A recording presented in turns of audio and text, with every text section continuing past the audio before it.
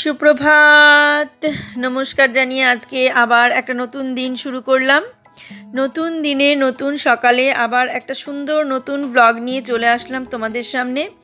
আমার ঘরে বাইরে লাইফস্টাইলে তোমাদের সবাইকে স্বাগত জানাচ্ছি। তোমরা এসো, দেখো সারাদিন আমি কি করছি। আশা করছি তোমরা নিশ্চয়ই ভীষণ ভালো আছো, আর আমিও ভীষণ ভালো আছি। আজকে সকালবেলায় বাইরে বেরিয়ে আসলাম। বাইরে এসে দেখি বাইরেটা একদম ঝলমল করছে, রৌদ্রোজ্জ্বল আকাশ আর সুনীল আকাশ, একদম সারা আকাশে কোথাও মেঘ নেই।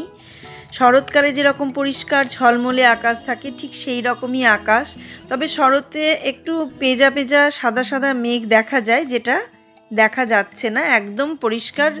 আর প্রচুর রোদ। এখন বাজছে সকাল 7:30, তাতেই এত রোদ। তাহলে সারাদিন কি অবস্থা চলবে দেখো।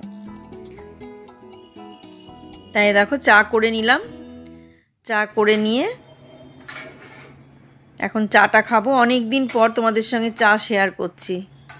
সকালকার চাটা দিয়ে দিনটা শুরু করলাম। সুপ্রভাত। অনেক দিন পরে আবার সকালকার চা নিয়ে চলে আসলাম তোমাদের সামনে। সকালে অনেকদিন চা খাওয়াটা তোমাদের সঙ্গে শেয়ার করা হয়নি। আজকে আমি চা খাবো, তোমাদের সঙ্গে শেয়ার করব। আর সকালে উঠে রাত্রে শুনেছি আগের দিন যে টগরি আসবে না, টগরি আসবে না, টগরি আসবে না, তোমরা প্রায়ই শুনছো। হ্যাঁ, ও এখন মাঝে মাঝে অসুস্থ হচ্ছে, তা আজকেও আসবে না। তা সেই কারণে রান্না করব। চাটা খেয়ে নিই, তারপরে রান্না করব। আজকে শনিবার, যেহেতু ছুটি, সবাই বাড়িতে আছে, তাই একটু দেরিতেই শুরু হচ্ছে রান্নাটা। তা চলো চাটা খেয়ে এসে তারপর রান্না শুরু করে দেবো। দেখতে থাকো।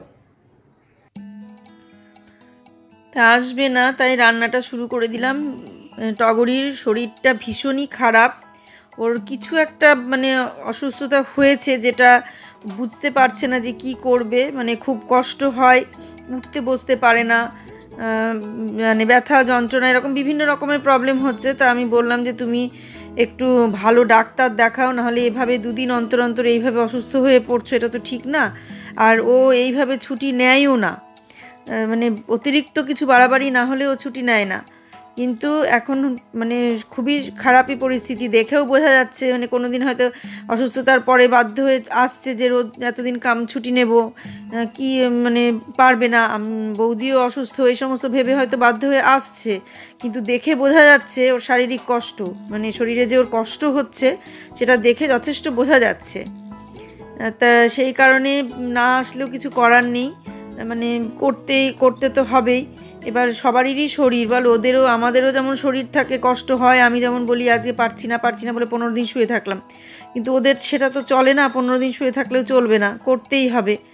বাড়িতেও কাজ আছে, বাড়িতে একটা বাচ্চা মেয়ে আছে, তার জন্য করতে হয়। কিন্তু এই ব্যাপারটা যদি না বুঝি আমি, তাহলে বুঝবেটা কে?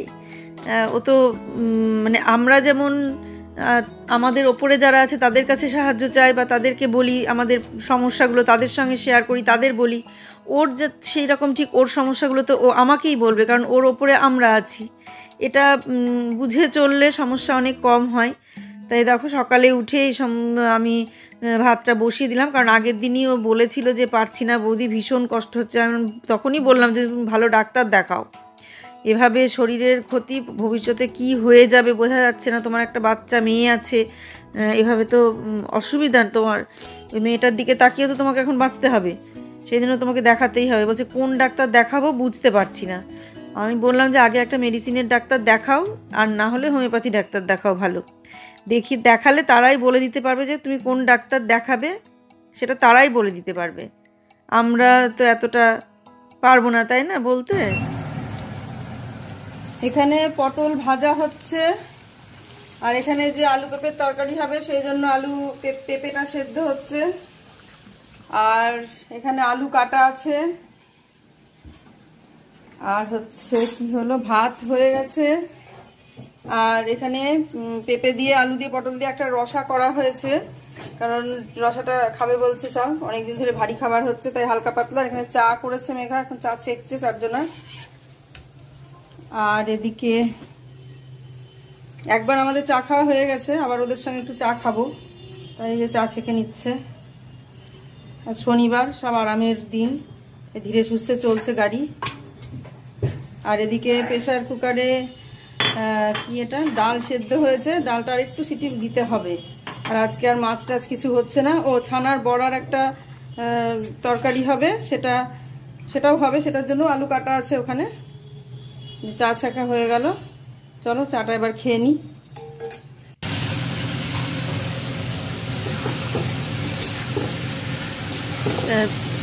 চা আমার আজকে দুবার খাওয়া হয়ে গেছে, কারণ একবার সকালে উঠেছিলাম, উঠে আমি চা খেয়ে নিয়েছি। কারণ হচ্ছে ওদের মানে উঠতে তো দেরি হবে ছুটির দিন, সেই কারণে উঠতে একটু দেরি হবে। আর ডাকবো না যে থাক একটু ঘুমাচ্ছে, ঘুমাক। অন্যান্য দিন মানে উঠে পড়ে, অন্যান্য দিন মানে এতটা দেরি করে না, কিন্তু যেহেতু আজকে ছুটি সেই জন্য ছুটির আমেজে। আর ছুটির দিন থাকলে আগের দিন রাত্রে শুতেও দেরি করে, মানে খাওয়া দাওয়া সেরে ঘরেই ঢুকে 12টা সাড়ে 12টার পরে, তারপরে সেই কারণে শুতে শুতে অনেকটা দেরি হয়ে যায়। তো সেদিন একটু বসে বসে রাতে একটু গল্প টল্প হয় সবাই মিলে, এই সমস্ত কারণে মানে ছুটির আগের দিন শুতে যেহেতু দেরি করে, সেহেতু মানে বুবাই মা চুলে তেল দেয়, ওরা সব তেল দেয় মুখে, সব যা করার আর কি, রাতের যে সমস্ত কাজ এইগুলো মুখে টুখে মাখা, এই সমস্ত সেরে সুরে শুতে শুতেই রাত বোধহয় 1-1:30 বাজে। তারপরে ধরো ঘুম থেকে ওঠে, সেই জন্য আর দেরি হবেই। আর ছুটির দিনগুলোই একটু ওরা আরাম পায়, ছুটির দিন ছাড়া তার বুয়ের আরাম নেই, কারুরই আরাম নেই, যাদের ছুটি থাকলেই তবেই আরাম। তো সেই কারণে হচ্ছে। আর এই ছানার বড়ার ঝোলটা আজকে বুয়ের বাবা রান্না করলো। কি রান্না হলো তাহলে তোমাদের সঙ্গে শেয়ার করে দিই। একবার রান্না করার সময় সামান্য দেখিয়েছি, আজকে সেভাবে রান্নাটা শেয়ার করিনি তোমাদের সঙ্গে পুরোটা। তা কি রান্না হলো সেটা শেয়ার করি। এটা হচ্ছে রসা, মানে পাতলা একটা ঝোল, আলু দিয়ে, পটল দিয়ে আর পেঁপে দিয়ে এর একটা পাতলা ঝোল করা হয়েছে, একদম পাতলা। আর এখানে হয়েছে মুসুরির ডাল, যেটা প্রতিদিনই হয় আমাদের। আর এটাতে ভাত আছে, ভাতটা এভাবে রাখা হয়েছে, তার কারণটা কালকে মাসি আসবে না, তাই হাঁড়ি টাড়ি যা ছিল বললো সব নামিয়ে দিতে, তাই আমি সমস্ত কিছু নামিয়ে দিলাম। আর এখানে আছে পটল ভাজা, এই দেখো এই পটল ভাজা, এগুলো সব বাসনগুলোতে নামিয়ে দিয়েছি। আর এটা হচ্ছে পেঁপে আলুর সবজি, এগুলো একটু আলাদা রাখলাম, যদি একটু আমি খাই, আজকে তো শনিবার সেই কারণে।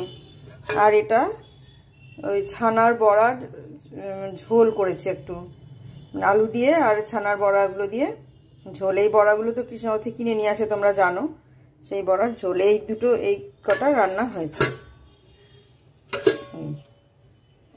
তাহলে এগুলো দেখে নিলে কি কি রান্না হয়েছে, কারণ এগুলো রান্না করেছি আজকে, রান্না করার সময় তোমাদের সঙ্গে সেভাবে শেয়ার করা হয়নি, সেই জন্য এগুলো রান্না হলো। আর এইদিকে দেখো বাসনগুলো সমস্ত গুছিয়ে ওই ঝুড়ি থেকে গুছিয়ে তুলে নিয়েছি।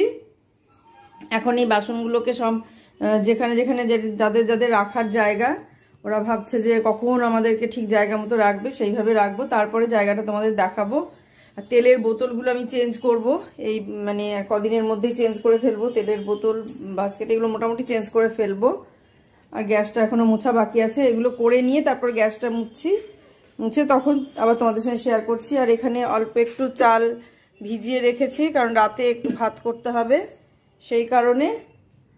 আর এই তো এখানে এই জায়গাটাও গুছিয়ে ফেলেছি, এখন শুধু বাসনগুলো তুলে মানে গুছিয়ে নেব, দেখতে থাকো। চালটা ভিজিয়েছি, কিন্তু ভাত রাতে আমাদের ভাত হয় না, একবারই ভাত হয়, সেই ভাতই রাতে খেয়ে নেয়, গরম করে মাইক্রোওভেনে রেখে গরম করে খেয়ে নেয়, ফ্রিজে রেখে দেওয়া হয়।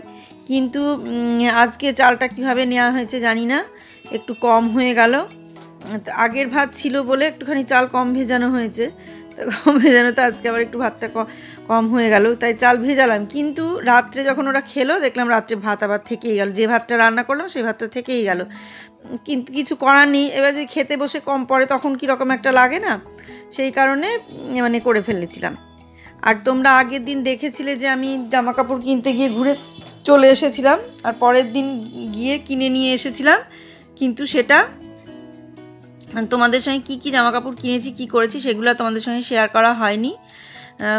কিনে নিয়ে এসে আর শেয়ার করিনি, আমি পরের দিন তোমাদেরকে শেয়ার করে দেব যে কি জামা কাপড় সব কিনলাম কি না, সেগুলো পরে শেয়ার করব।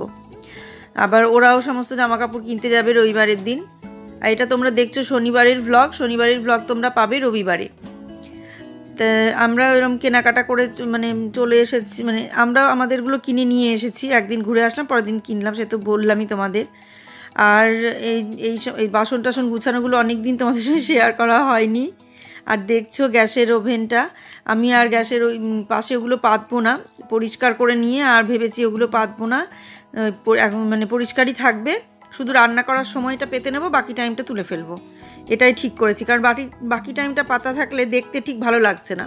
আবার যখন দরকার হবে, হয়তো চাটা ছ্যাঁকা হলো বা কিছু হলো, তরকারি ঢালা হলো, গরম হলো, তখন আবার একটা তোমারে পেতে নিলাম। আর সবসময় পেতে রাখলে দেখতে ঠিক ভালো লাগছে না, কেমন যেন নোংরা নোংরা লাগছে। আর মনে হচ্ছে যেন আরশোলার ছোটো ছোটো ছোটো ছোটো যে কুচি কুচি আরশোলাগুলো হয়, ওগুলোও ওই কারণে নোংরার জন্যে হয়। তবু অতটা হয় না, তার কারণ পরিষ্কার করে সবসময় গোছানো হয়, তো সব সময় ভেতর টেতর এদিক ওদিক গুছিয়ে রাখা হয়। কিন্তু তবুও মানে মনে হয় যেন আরও পরিষ্কার করলে ভালো হতো, আরও পরিষ্কার করলে ভালো হতো। যখন দেখবে মানে যখন দেখা যায় যে পরিষ্কার হয়েছে, এবার একদিকটা যখন পরিষ্কার হয়, তখন আর একদিকটা নোংরাটা খুব বেশি করে চোখে পড়ে। ভাবলাম আমি কখনো কখনো ভাবি যে এই দিকটা পরিষ্কার করে নিই আজকে, ওই দিকটা পরে পরিষ্কার করব, একটা একটা করে করব, এইটুকু করে করব। যেই আমার একটা দিক পরিষ্কার হয়ে যায়, তখন মনে হয় যে এদিকটা তো খুবই নোংরা লাগছে, এদিকটা এত নোংরা হয়েছে, তখন আবার সেই দিকটা করতে শুরু করে দিই। এটা আমার মানে বাতিক বলো আর অভ্যাস বলো, আর যাই বলো তাই বলো, এটা আমার মানে অভ্যাস। আমি ওই কারণেই হয় না আমার দ্বারা, ওই একটা একটা করে পরিষ্কার করা সবসময় হয় না। করি পরিষ্কার, মানে কিছুটা করলাম, করে ব্যাস আবার মনে হয় যেন বাকিটার বেশি নোংরা, তখন বাকিটা করতে শুরু করে দিলাম। ওই করে আমার পুরোটা একসঙ্গে পরিষ্কার হয়ে যায়। আর এই যে কিচেনটা করব, কিচেনের যে একটা পার্ট করব আবার একটা করব না, এরকম পারবো না আমি। যখন শুরু করব কিচেনটা ধরবো, তখন পুরোটা একসঙ্গে করে নেব। আর এটা মানে আরও যে কোটো টোটোগুলো কাচের যে জারটারগুলো আছে, ওগুলো সমস্ত একবারে গরম জলের মধ্যে ভিজিয়ে দেবো, গরম জল দিয়ে আর সার্ফ দিয়ে, এমনি সানলাইট যে গুঁড়ো সার্ফটা হয়, সেই গুঁড়ো সার্ফটা দিয়ে আর ওইটা দিয়ে, আর তার সঙ্গে একটু ভিনিগার আর খাওয়ার সোডা মিশিয়ে দিই জলের মধ্যে। তাহলে কি হয়, মানে বোতলগুলো আরও বেশি তাড়াতাড়ি তেল যা থাকে আর কি, নোংরা টোংরা, সেগুলো সব ভালো পরিষ্কার হয়ে যায় আর কি।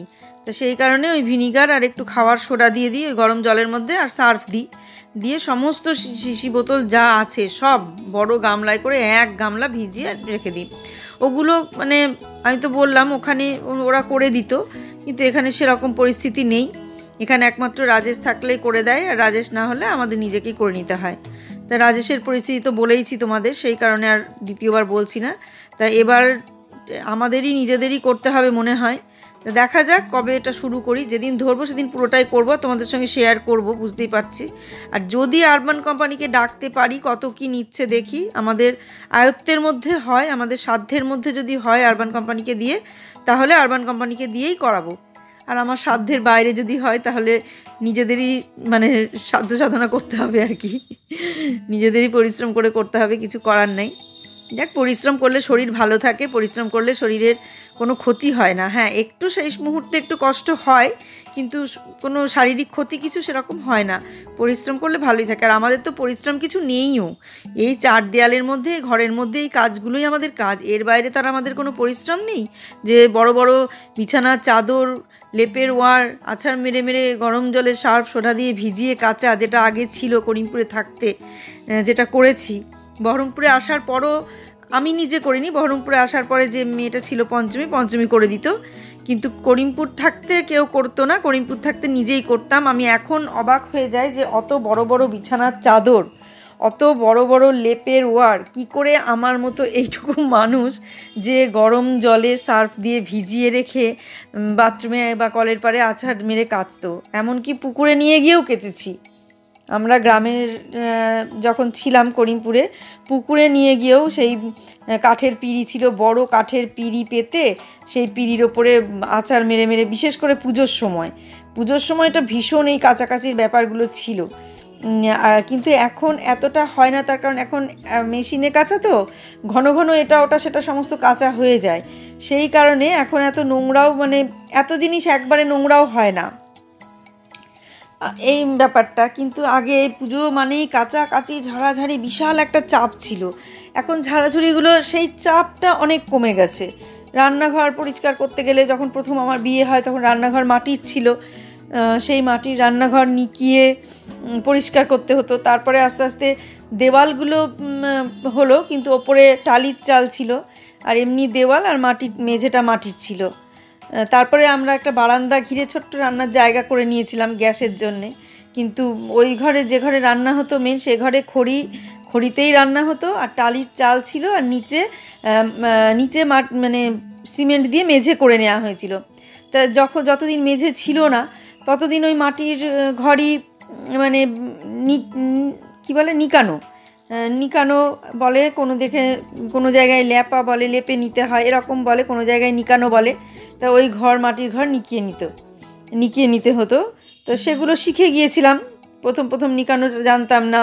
উনুন থেকে কাঠের যে কাঠ জ্বালালে পরে উনুন থেকে সেই ছাই তোলা, সেগুলো জানতাম না, কিছুই জানতাম না। সবই আস্তে আস্তে শিখে গিয়েছিলাম।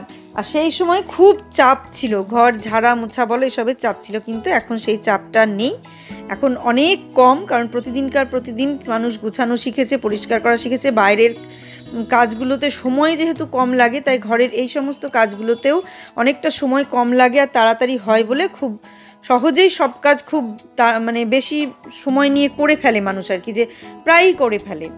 সেই কারণে কাজটা অনেক কম। তা দেখো, আমি ব্লগটা এখানেই শেষ করে দেব, আর বেশি কিছু বলছি না, দেখতে থাকো। এটাও পরিষ্কার করে নিলাম। আজকের মতো আমি এখানেই শেষ করে দিচ্ছি, আর কিছু দেখাবো না। এখন 8:30 মতো বাজে। আমি গিয়েছিলাম পুজোর বাজার করতে। এর আগের দিন তোমাদেরকে আমি বলেছি যে পুজোর বাজার করতে গিয়ে একদম নিরাশ হয়ে বাড়ি ফিরেছি। এমনকি কোথায় গিয়েছিলাম সেটাও তোমাদের দেখিয়েছি। সিটি সেন্টার 1-এ গিয়েছিলাম। সিটি সেন্টার 1-এ শপার স্টপে আমি কিচ্ছু পাইনি। সেখানে ম্যাক্সে গেলাম, সেখানেও কিছু পছন্দ মতো পেলাম না। দিয়ে একবারে মন খারাপ করে ঘুরে বাড়ি চলে এসেছিলাম। খুব মন খারাপ হয়েছিল, খুব কষ্ট হয়েছিল যে কিনতে গিয়ে কিছু পেলাম না। সেরকম যে বিশাল কিছু কিনতাম তা তো নয়, কিন্তু তবুও পেলাম না কিছু, একটা পছন্দ মতো চুড়িদার পাইনি। তারপরে একটা দিন রেস্ট নিলাম, আর আজকে সকাল থেকে সমস্ত কাজটা সেরে নিলাম। টগরি এসেছিল না, রান্না করে সবকিছু করে, রান্না ঘরের কাজ যা ছিল মোটামুটি সেই সমস্ত কাজগুলো সেরে তারপরে এই 3টের দিকে বেরিয়েছিলাম। 3টে কি 3:30 হবে কি 4টে হবে এরকম অতটা খেয়াল নেই। সেই সময় বেরিয়ে গিয়েছিলাম সিটি সেন্টার 2-এ। সেখানে গিয়ে সেখানকার শপার স্টপে কিছু পছন্দ হলো, বেশ কিছু জিনিস পছন্দ হলো, আর আমি বেশ কিছু জিনিস নিলামও, কিনেওছি আমার নিজের জন্যে। আর এখনো ওদের কেনাকাটা কিছু হয়নি, ওরা নিজেরা যাবে, গিয়ে কেনাকাটা করবে। আর আমি আমার আর বুয়ার বাবার আমাদের দুজনের মতন কিছু কেনাকাটা করে নিয়ে এসেছি। সেগুলো তোমাদের দেখাবো, কিন্তু সেটা আজকের ব্লগে আর দেখাতে পারছি না। সবে ফিরলাম, গরমে একবারে বিধ্বস্ত অবস্থা, ভীষণ কষ্ট, ভীষণ গরম। তোমরা কতটা বুঝতে পারছো ঘরে থেকে জানি না, কিন্তু বাইরে বেরোলে বোঝা যাচ্ছে যে কি পরিমাণ গরম, অসম্ভব গরম। আর ঘেমে স্নান। তা সেই কারণে যতক্ষণ শপিং মলের ভেতরে থাকছি ততক্ষণ বেশ আরাম, এসিতে থাকছি। যে বেরিয়ে আসছি সেই তার 2-3 গুণ বেশি গরম বেড়ে যাচ্ছে। তো সেখান থেকে বেরিয়ে এসে এখন বাড়ি ফিরলাম, আর তোমাদের সঙ্গে কিছু শেয়ার করতে পারছি না। সেই কারণে পরের ব্লগে যা যা কেনাকাটা করেছি সব তোমাদের সঙ্গে শেয়ার করব। আর আজকে আমি ব্লগটা এখানেই শেষ করছি। তোমরা সবাই ভালো থেকো, সুস্থ থেকো, সাবধানে থেকো। সামনের দিন একটা সুন্দর নতুন ব্লগ দেখার অপেক্ষায় থাকো। আজকে আসছি তাহলে।